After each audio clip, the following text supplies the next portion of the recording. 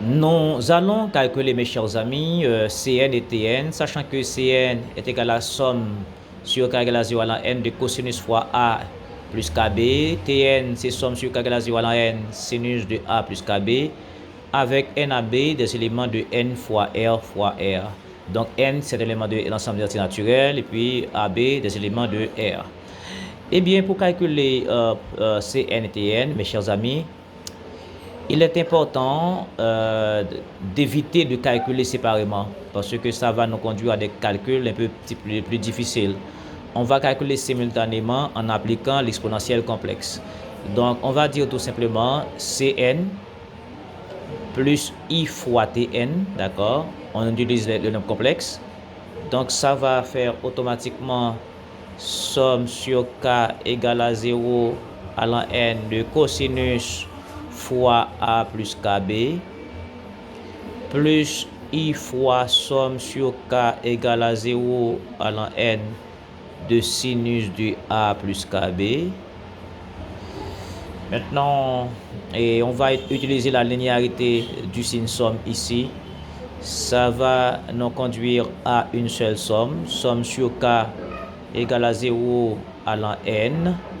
Ok, facteur de cosinus de A plus KB plus I ici, I sinus de A plus KB.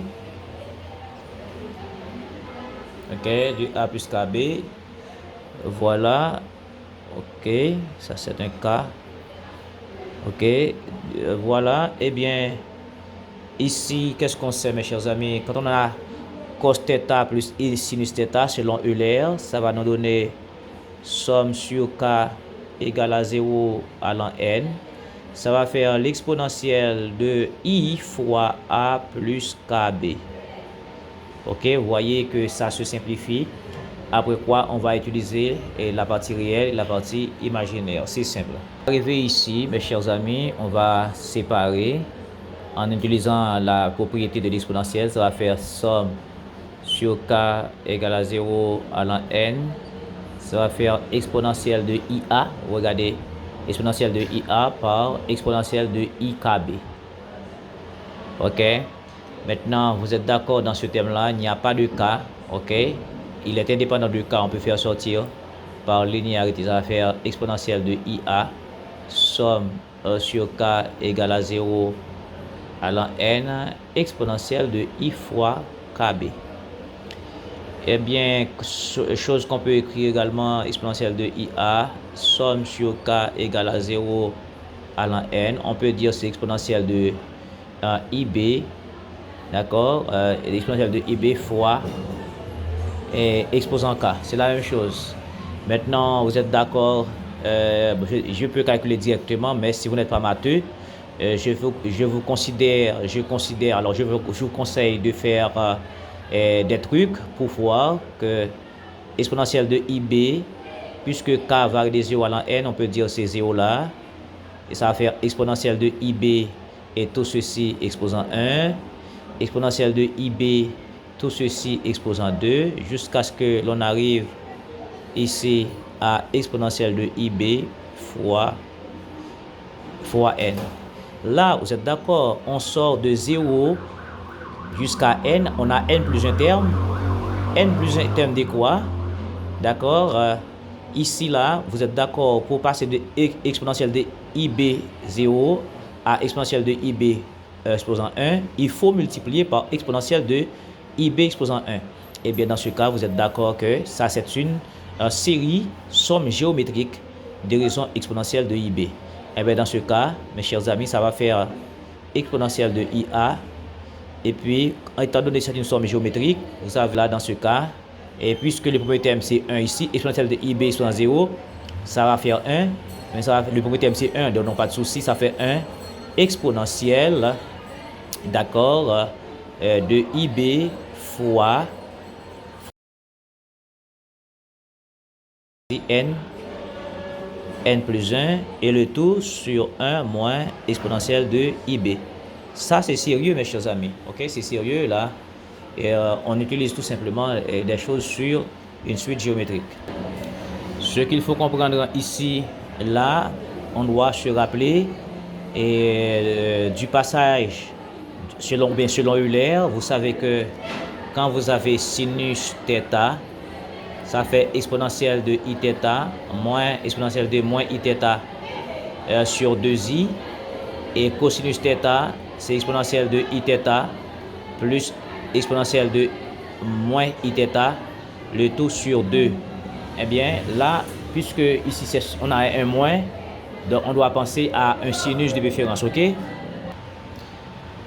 À ce niveau ici, nous allons faire une gentille factorisation et au numérateur et au dénominateur. Ici, on va factoriser par IBN plus 1 sur 2, ok? On va toujours rester 1 ici, mais pour faire apparaître le sinus de ce côté, c'est cette factorisation-là qu'il faut faire. Eh bien, je vais faire pour vous rapidement. On va dire là, on a ici Cn plus I1, d'accord? On a Cn plus I et un Tn. Ok, ici nous avons exponentielle de IA, on va garder l'exponentielle de IA. Exponentielle de IA. Et puis la factorisation. La factorisation, on va factoriser par exponentielle de IBN sur 2, 1 plus 1 sur 2. Donc ça va faire ici exponentielle de IB, d'accord, de IB sur 2 si vous voulez, de IB sur 2, de IB sur 2 par N plus 1. Mais attention ici, quand on fait ça, il faut, d'accord, ajouter à l'intérieur un exponentiel, d'accord, de moins IB sur 2 fois N plus 1. De sorte que, en faisant le produit, il nous reste également encore 1. Attention, attention. Et on va avoir encore ce moins ici. Ok. Là également, on va ajouter exponentielle de IB sur 2 fois, de manière à ce que l'on reste encore par le produit ce terme-là. Prenez beaucoup de précautions à cela. Ça va faire moins exponentielle de IB sur 2 fois N plus 1. Ok? Et je mets des parenthèses comme ça ici. N plus 1 ici. Et c'est pareil, factorisation qu'on va faire au dénominateur. Ici, on va factoriser par IB sur 2. Donc, ça va faire ici exponentielle de IB sur 2. On va mettre encore exponentielle de moins IB sur 2 moins exponentielle de IB sur 2. Vous êtes d'accord? Si je fais exponentielle de IB sur 2 par exponentielle de IB sur 2, il va rester dans cette position exponentielle de IB par les propriétés des exponentielles. Je crois que si vous suivez ce cours, assurément vous avez un peu de capacité pour comprendre. Donc ça va faire Cn plus ITN. Cn plus ITN, mes chers amis, ça va nous donner quoi? Et ici encore, je rappelle que sinus θ, c'est exponentielle de iθ moins exponentielle de moins iθ sur 2i. Et bien, quand on a ce numérateur, on doit multiplier par 2i.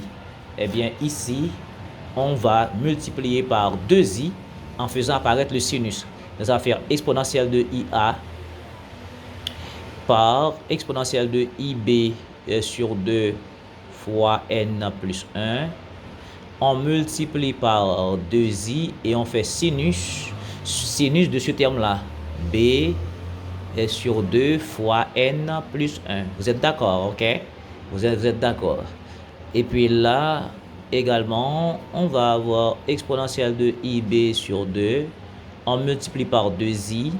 Ça va faire apparaître sinus de B sur 2. D'accord? Tout à l'heure, on a pris B sur 2 fois N plus 1. Là, il va rester B sur 2. Parce que sinus de B sur 2, ça fait exponentielle de IB sur 2. D'accord? Alors, bien entendu, je devrais déplacer les termes, mais puisque on a un moins au numérateur, un moins au dénominateur, en faisant échanger les termes, donc ça va faire exactement la même chose. OK?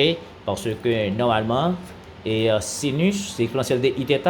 Maintenant, vous êtes d'accord ici, on a le moins on a le moins avant, il faudrait échanger. Mais échanger à la fois au numérateur et au dénominateur, donc ça ne fait rien. Ok, attention. Et puis, finalement, ça va nous donner des choses. Ici, sin b sur 2, n plus 1, sin b sur 2, n plus 1, on peut faire, ici, on simplifie là par 2i, ici 2i. Ok, il va rester tout simplement, je mets ça avant, ça va faire sinus de b sur 2 fois n plus 1 sur sinus de b sur 2. Et là, mes chers amis, on va faire monter l'exponentielle. Ici, ça va faire d'un coup exponentielle de IA par exponentielle de IB sur 2. D'accord? IB sur 2 fois N plus 1. Et le tout par exponentielle de moins IB sur 2. Ok? Vous êtes d'accord? Maintenant, ça fait quoi? Ça va nous donner sinus de b sur 2 fois n plus 1 sur sinus de b sur 2. Là, il va rester exponentielle de IA. Et vous êtes d'accord que ici, là, nous avons des termes A et B. Chose que je peux faire, je peux factoriser par b sur 2. Et exponentielle, il y a I partout, je fais I. Je factorise par b sur 2 ici, mais il va rester n en plus 1 moins 1. Alors, je fais ça pour vous faciliter la tâche de calcul. Ok, donc automatiquement, ça va faire sinus de b sur 2 fois n plus 1 sur sinus de b sur 2. Là, ça va faire exponentielle de IA. Et ici, il y a plus 1 moins 1. Donc, automatiquement, il nous reste exponentielle de IB sur 2. Et puis, alors, bien entendu, et puis IB sur 2 fois N. C'est NB sur 2. INB sur 2. Donc, tout ceci nous donne, mes chers amis, après calcul, nous allons rester sinus B sur 2 fois N plus 1 sur sinus de B sur 2. Et le tout, ça va faire exponentielle de IA plus NB sur 2. Voilà. Donc, en résumé, mais attention, c'est pas encore fini.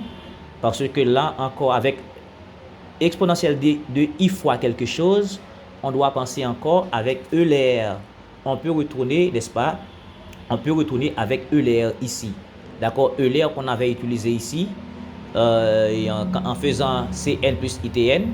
D'accord? Dans la première partie, ici. Ok? En faisant la somme, on avait utilisé un exponentiel pour les deux. Maintenant, mais si on a l'exponentielle, on peut retourner avec un sinus encore.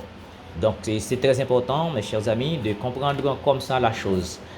Ok? Eh bien, on va dire tout simplement là, on va dire quoi? On va dire quoi? Ici, et mes chers amis, on va retourner à Euler. On va retourner à Euler ici pour dire que ça va faire Cn plus ITN. Ça fait sinus de B sur 2 fois N plus 1 sur sinus de B sur 2.